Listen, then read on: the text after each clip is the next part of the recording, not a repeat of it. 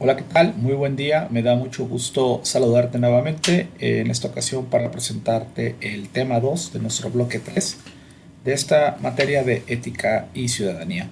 En este segundo tema estaremos abordando el tema de si la corrupción es un fenómeno cultural, es decir, hablaremos sobre todo lo que implica el uso de palancas, los moches o dar mordidas, como decimos en nuestro país, de manera muy jocosa.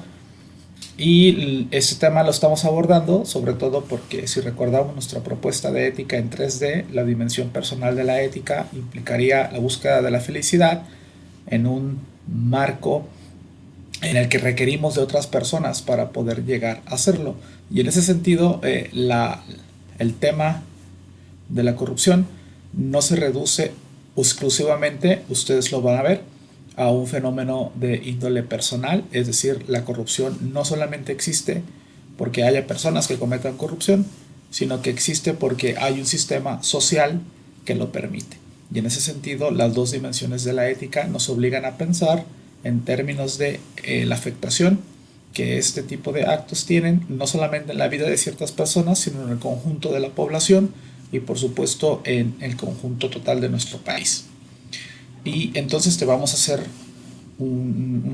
mostrar un panorama internacional sobre el problema en el mundo, a pesar de que México es uno de los países más corruptos que existen en la Tierra, desafortunadamente, nos vamos a dar cuenta que es un problema compartido y para ello vamos a conocer la transparencia internacional y nos va a permitir entender cómo este índice de percepción de la corrupción nos revela que es un problema generalizado en la gran mayoría de países.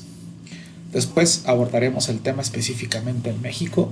La gran mayoría de indicadores sobre las problemáticas en nuestro país ponen a la corrupción prácticamente en el segundo lugar, solo por debajo de la inseguridad y delincuencia y un poco por encima del mal gobierno o la ineficiencia del Estado.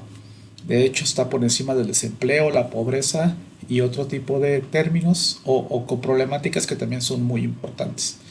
Eh, por supuesto, hay estudios muy serios como el de Anatomía de la Corrupción en México, del Instituto Mexicano para la Competitividad, que nos va a ayudar a entender qué es la corrupción. Vamos a dar una definición, la vamos a pensar, vamos a hablar también de cómo se mide.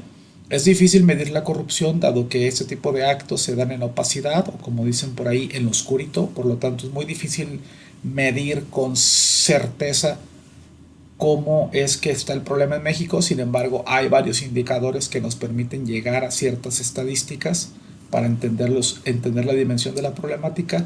Vamos a ver cómo nos afecta también este tema a nivel país, a nivel sociedad, cómo las empresas están también ahí coludidas en algún sentido con este problema, ya que la corrupción no solamente es en el ámbito de la política o de lo público, sino que también se puede dar en el ámbito de lo privado. Y por supuesto vamos a hablar de qué podemos hacer para combatirla. Y en ese sentido, para poder entender qué hacer para combatirla, es que tenemos un proyecto, una pequeña tarea en este módulo y vamos a conocer el Sistema Nacional de la Corrupción y todas las instituciones que en este país están ayudando para que este fenómeno se cumpla. De momento es todo lo que te puedo compartir. Muchas gracias por ver este video y nos vemos pronto. Hasta luego.